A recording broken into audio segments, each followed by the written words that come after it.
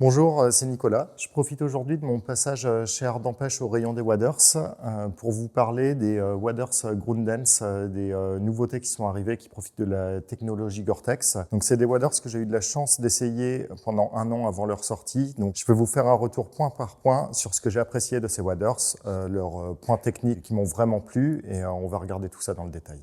Ce wader, c'est le Boundary Stocking Foot de Grundens. Donc avant de parler un petit peu des détails, déjà Grundens, c'est une entreprise qui est spécialisée dans la fabrication de vêtements techniques pour les pêcheurs, en particulier pour les pêcheurs professionnels au départ. C'est une entreprise qui est leader mondial dans son domaine, qui a des technologies vraiment super et qui s'est mis à créer une gamme pour la pêche de loisirs, la pêche récréative il y a quelques années. Donc moi, je suis utilisateur de leurs produits depuis un moment. Et du coup, quand j'ai su qu'ils allaient faire des waders, forcément, j'ai levé le petit doigt en disant moi ça m'intéresse. Mon programme c'est du wading, 90% de mes pêches c'est des pêches du bord en waders, un petit peu en eau douce, beaucoup en mer. Donc je suis très souvent avec des waders. Je marche énormément parce que je fais des pêches assez dynamiques, des pêches à vue, des pêches de prospection. Donc c'est mon outil numéro 2 après la canne à pêche. J'en ai essayé plein avant. Et ce modèle-là, du coup, j'ai eu la chance de pêcher une saison entière avec avant qu'il arrive sur le marché. Et je vais pouvoir vous en parler avec un vrai retour d'expérience aujourd'hui. Sa particularité première, c'est qu'il est confectionné en Gore-Tex. C'est quelque chose qui existe déjà sur certains waders très haut de gamme, mais qui était très rare sur le marché, qui commence un petit peu plus à arriver et du coup qui arrive sur ces 2 versions de Boundary Grundens.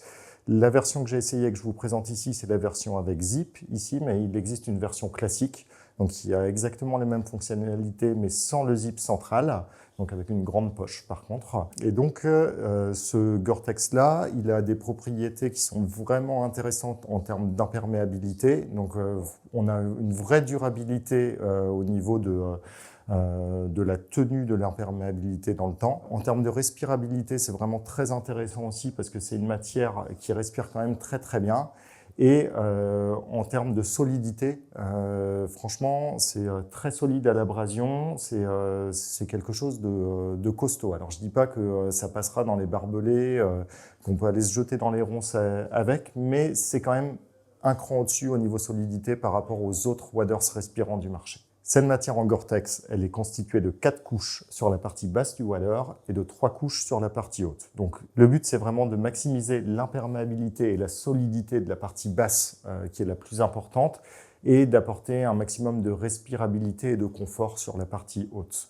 Moi, en général, mes parties de pêche, je marche entre 5 et 10 km et je peux vous assurer qu'au niveau respirabilité, on a vraiment toutes les promesses de la marque. C'est vraiment hyper agréable. Un petit conseil quand vous utilisez des waders en Gore-Tex, mais plus généralement des vêtements Gore-Tex comme ça, qui sont vraiment très respirants, utilisez en dessous, si possible, des vêtements respirants également. Parce que si vous portez des vêtements en coton, par exemple un jean en dessous, d'une part, vous allez perdre tous les avantages du waders en termes de respirabilité, mais les frottements à l'intérieur peuvent à terme l'abîmer un petit peu. Alors que des sous-vêtements techniques respirants, ça ira parfaitement, ce sera beaucoup plus efficace et vous maximiserez encore la durabilité du waders dans le temps. Vous verrez que toutes les coutures ont été positionnées à des endroits vraiment en respectant l'anatomie du corps humain. Donc, elles ne gênent pas du tout et on maximise encore la durabilité du wader. Donc, dans cette version zippée, le zip, c'est un zip YKK, donc ultra solide, complètement imperméable. Et ça, je peux vous assurer, j'ai passé des dizaines d'heures avec de l'eau au-dessus de la taille, voire vraiment parfois en limite ici. Et jamais il y a une goutte d'eau qui a traversé, donc c'est vraiment ultra efficace. Et ça va avec le reste de la qualité du waders. Voilà, Gore-Tex, c'est la meilleure technologie en termes d'imperméabilité. YKK pour les fermetures, c'est exactement la même chose. Donc là, vous êtes sûr d'avoir quelque chose vraiment tout à fait adapté à une pratique intensive. Donc sur cette version zip, vous avez une poche de chaque côté. En réalité, c'est une double poche parce qu'il y a un accès par le côté intérieur et un accès par le côté extérieur. Les poches du côté extérieur sont doublées d'une micro-polaire qui peut permettre de réchauffer les mains. en hiver, quand il fait bien froid, c'est toujours assez agréable. Et les poches permettent de loger une petite boîte de leurre, quelques accessoires, quelques outils. Ça tient très bien. Maintenant, si vous voulez amener beaucoup de matériel avec vous, il faudra que vous associez ce waders-là à un sac à dos ou à un sac en bandoulière. La ceinture est une ceinture extrêmement solide. Elle est un petit peu raide au départ. J'ai eu peur que ça me gêne. Son système de réglage permet en fait de la régler vraiment à la perfection. Et puis elle bouge plus jamais une fois qu'on l'a serrée. Le clip est d'excellente qualité. Les chaussons sont des chaussons préformés en néoprène avec 2 couches de titanium alpha. Alors ça apporte du confort, mais ça apporte surtout de la chaleur quand vous pêchez en hiver dans les eaux froides. Grundens estime qu'on conserve 40% de chaleur, de rétention de chaleur en plus grâce à ce système de titanium alpha dans les chaussons. Et j'ai pêché pas mal l'hiver dernier dans des eaux très froides, par des températures extérieures froides aussi. Et je peux vous assurer que j'ai vraiment très peu eu froid aux pieds. Et comparé à d'autres waders que je portais auparavant, il y a quand même un confort supplémentaire au niveau de la chaleur, au niveau des pieds. Le système de guêtre au-dessus des chaussures est un petit peu particulier. C'est une fibre stretch qui, une fois dans l'eau, vient vraiment se coller à vos chaussures. Donc on n'a pas de système d'accroche-guêtre par un petit crochet qu'on vient pincer sur les lacets ou sur la chaussure de wading. Là, on a simplement à recouvrir le haut de la chaussure et dès que l'eau fait pression dessus, la guêtre vient vraiment entourer la chaussure et dès qu'on sort de l'eau, par contre, ça s'écarte et toute l'eau, le sable qui pourrait être accumulé à l'intérieur retombe au sol. C'est un système qui est hyper ingénieux et que j'ai trouvé super efficace. J'ai adoré le système de bretelles qui a inspiré des harnais d'escalade.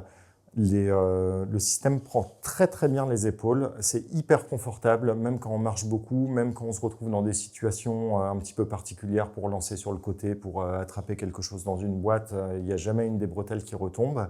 Et ce qui est vraiment hyper ingénieux, c'est le système d'attache et de réglage à l'arrière qui permet, sur un simple système de scratch, de moduler un petit peu la hauteur, soit pour adapter au fait qu'on mette une ou plusieurs couches en dessous, soit simplement pour adapter à la morphologie ou quand on se prête la paire de waders.